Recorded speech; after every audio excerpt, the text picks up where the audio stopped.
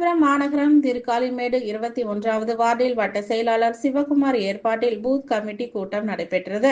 காஞ்சிபுரம் மாவட்ட அதிமுக சார்பில் மாநகராட்சிக்கு உட்பட்ட பல்வேறு பகுதிகளில் பூத் கமிட்டி கூட்டம் முன்னாள் அமைச்சரும் காஞ்சிபுரம் மாவட்ட செயலாளருமான வி சோமசுந்தரம் தலைமையில் நடைபெற்று வருகிறது. அந்த வகையில் மாநகராட்சிக்கு உட்பட்ட 21வது வார்டு பகுதியில் வட்ட செயலாளர் சிவகுமார் ஏற்பாட்டில் பூத் கமிட்டி கூட்டம் நடைபெற்றது. இதில் பகுதி செயலாளர் பாலாஜி முன்னிலை வகித்தார். மாவட்ட செயலாளர் சோமசுந்தரம் தலைமையில் சிறப்பு ஆலோசனைகள் வழங்கப்பட்டது.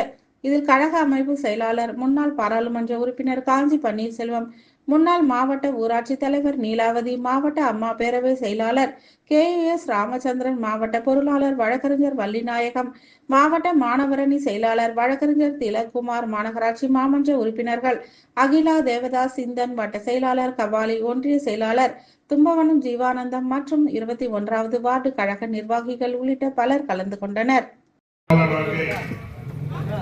சிறப்பாக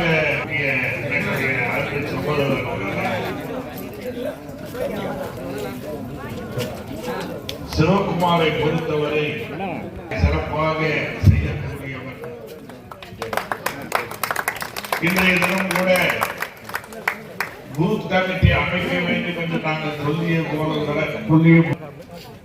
நாங்கள் தனியாக ஒரு நாள் வைத்து அனைவரையும் அழைத்து உங்கள் எதிரிலே நாங்கள் காட்டுகிறோம்.